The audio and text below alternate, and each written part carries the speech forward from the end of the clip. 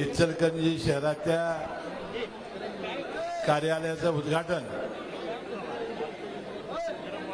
राज्याचे उपमुख्यमंत्री आपले सर्वांचे लाडके नेते आदरणीय अजितदादा पवार यांच्या हस्ते नुकतंच झालेलं आहे।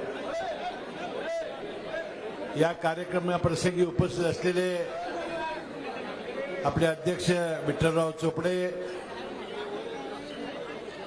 कोल्हापूर जिल्हा राष्ट्रवादी काँग्रेस पक्षाचे अध्यक्ष बाबासाहेब पाटील, धुंडीलालजी शिरगावे, अमित गाताडे, अशोक पाटील, माधुरीताई चव्हाण, बिल्किस मुजावर, सुभाष मालपानी, पूर्णानंद सवाशे, जीवनजी पुनिमिया, तौफिक मुजावर, जाफर मुजावर, संजय गोसावी, राजनंदिनी निंबाळकर, नागेश वग्यानी, अर्थव जाधव, निशिकांत पाटील, उत्कर्ष सूर्यवंशी, राजू चव्हाण, अशोक पाटणी, श्रीकांत कांबळे, दत्ता धेंडे, राजू आर्गे, सर्व उपस्थित प्रमुख राष्ट्रवादीचे पदाधिकारी, मोठ्या संख्येने उपस्थित असलेल्या माझ्या माता भगिनी, कार्यकर्ते, बंधू भगिनी, पत्रकार बंधू आणि मित्रांनो, आज इचलकरंजी शहरामध्ये एक अतिशय चांगलं कार्यालय आणि गुलाबी कार्यालय राष्ट्रवादी भवनच्या निमित्ताने या ठिकाणी उभं केलं। याबद्दल विठ्ठलराव चोपडे आणि त्यांच्या सर्व सहकार्यांचं मी मनपूर्वक अभिनंदन करतो, त्यांना धन्यवाद देतो। म्हणून ज्याचा उल्लेख विठ्ठलराव चोपडेंनी आपल्या भाषणामध्ये केला,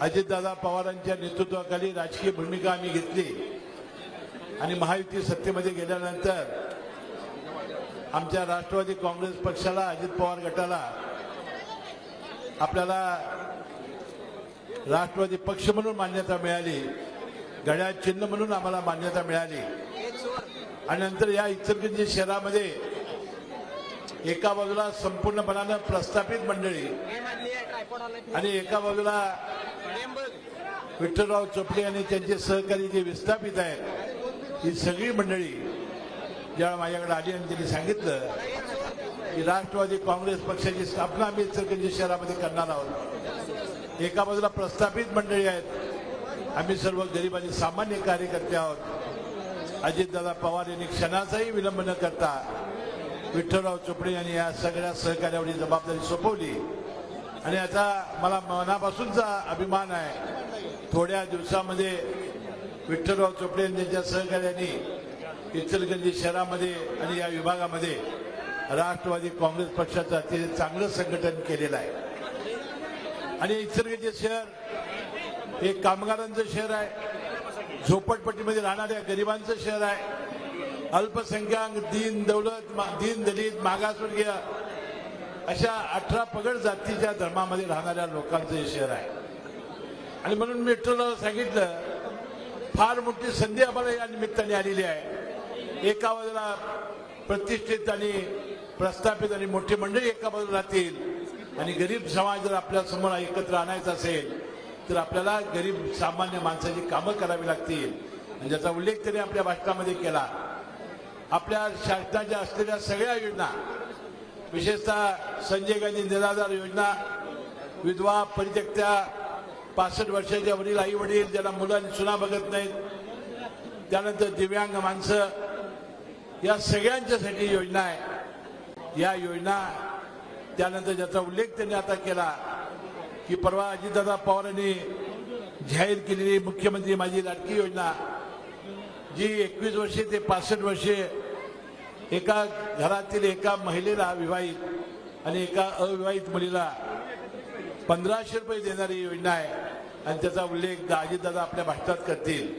त्यामध्ये थोड्या 1-2 अडचणी आहेत। माझ्याकडे अनेक मंडळी येत आहेत आणि सांगतायत, सगळीकडे नाही, की साहेब एकाला जर 2 बायका असल्या तर काय करायचं। मी म्हटलं जी लाडकी असेल त्या नवरोबाला सांग, विचारा आणि त्याला देऊन टाका। 2 मुली जर बिनलग्नाचे त्याचं काय करायचं, तर ती आज तरी आपण एकच मुलीपर्यंत आहे। तर मी मंत्रिमंडळात मागणी केली आहे की 2 मुलीपर्यंत योजना ठेवावी, परंतु मला वाटते लवकर ते होईल असं मला वाटत नाही।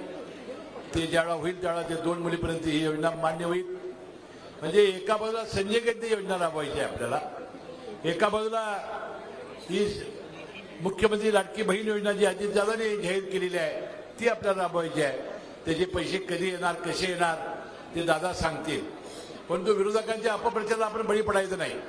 ते म्हणतात की निवडणुकीपर्यंत जुमला आहे.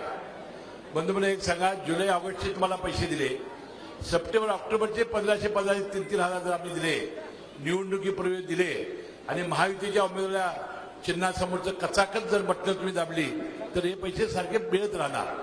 म्हणून 46,000 कोटीची तरतूद त्यांनी केलेली आहे आणि आपल्याला हे कायमपणानं आम्ही देण्यासाठी वचनबद्ध आहोत.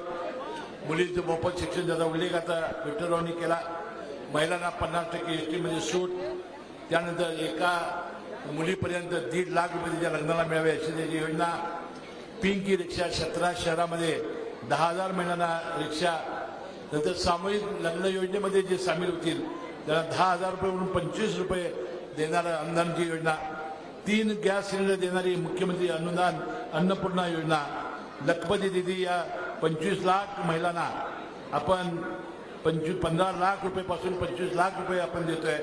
पुण्यश्लोक अहिल्यादेवी होळकर महिला स्टार्टअप योजना, ज्या महिला व्यवसाय करू इच्छितात त्याला बिनव्याजी योजना आहे. या सगळ्या योजना, त्याशिवाय नरेंद्र मोदी साहेब देशाचे पंतप्रधान यांनी पुन्हा 5 वर्ष केशरी आणि पिवळ्या कार्डावर आपल्याला मोफत धान्य देण्याचं सुरू ठेवलेलं आहे, ते आपल्याला मिळते. त्यानंतर दर सणाला 6 जिन्नस 100 रुपयाला, उद्या गणपती उत्सवाला सुद्धा मिळणार आहे. चणा डाळ, साखर, रवा, तेल हे सुद्धा देतोय आपण.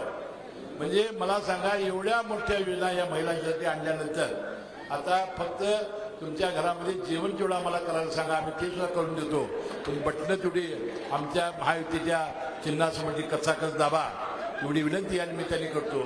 आणि एवढं महिलांसाठी केल्यावर लाडके भाऊ म्हणले आमच्यासाठी काय, बंधू त्याचा उल्लेख विठ्ठलरावांनी केला. विणकरांच्याबद्दल काय ते दादा सांगतील. विजेची सवलत, आपल्या पिण्याच्या पाण्याचा इचलकरंजी शहराचा प्रश्न, परंतु शेतकऱ्यांना भरभरून देण्याचं काम या शासनाने दिलेलं आहे. 7.5 हॉर्सपर्यंत वीज बिल आपण माफ केलेलं आहे. मागचं थकीत तुम्ही द्यायचं नाही आणि आम्ही मागायचं नाही, असा तुमचा आणि आमचा करार झालेला आहे. त्यानंतर मागेल त्याला वीज द्यायचं आहे. शेतपिकाच्या नुकसानापोटी आपण 15,000 कोटी रुपये दिलेले आहेत. अवकाळी बाजार झाल्यामुळे शेतकऱ्याला 47,000, शेतकऱ्याला 2,000 कोटी रुपये दिलेले आहेत. नमो शेतकरी मान सन्मान योजनेखाली 2,000 रुपये 4 महिन्याला, नरेंद्र मोदी साहेबांचे 2,000 महायुतीचे, महिन्याला 1,000 आपण सरळ शेतकऱ्याच्या खात्यावर वर्ग करतोय. 1 रुपयामध्ये पीक विमा योजना, अपघाती दुर्दैवाने शेतकऱ्याचा मृत्यू झाला तर 2 लाख रुपये, 3 रुपये गाईच्या दुधाला अनुदान, काना उत्पादकाला 350 रुपये अनुदान, धान्य उत्पादकाला अनुदान, अशी अनेक योजना या आपण केलेल्या आहे. म्हणून मला वाटतंय हे राष्ट्रवादी कार्यालय हे गरिबांचं काम करणारं, या सगळ्या योजना राबवणारं केंद्र ठरावं. मी विठ्ठलराव चोपडे तुम्हाला शब्द देतो, या सगळ्या गरिबांच्या योजना करा.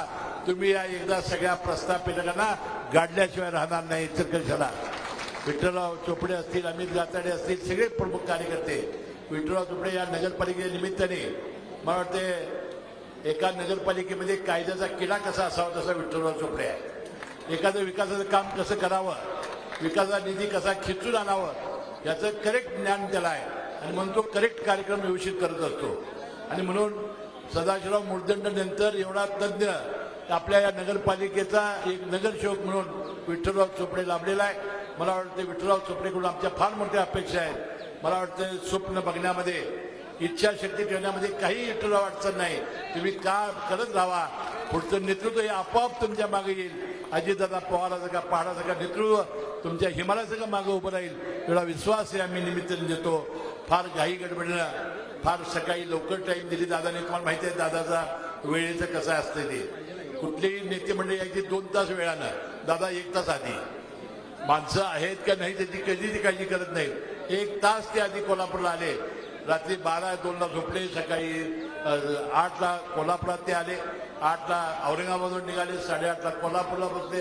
तुमच्या विठ्ठल चोपडे म्हणत होता, साहेब जरा वेळाने या की, जरा वेळाने या की. दादा म्हणते आलो, माझी भाषण तुमची होईपर्यंत सगळं फुल भरून गेलं बघा ग्राउंड. म्हणजे दादांचा अंदाज करेक्ट होता. प्रचंड संख्येनं माझ्या माता भगिनी आल्या. आज लाडक्या बहिणी लाडक्या दादाला भेटायला आलेल्या आहेत. मी अधिक वेळ त्या लाडक्या बहिणीमध्ये दादा न थांबता त्यांनी बोलावं अशी विनंती करतो. आणि मनपूर्वक विठ्ठलराव चोपडे आणि त्यांच्या सहकार्यांना राष्ट्रवादी काँग्रेस पक्षाच्या कार्यालयाच्या निमित्ताने धन्यवाद देतो. आपली रजा घेतो. जय जय महाराज. एबीपी माझा, उघडा डोळे बघा नीट.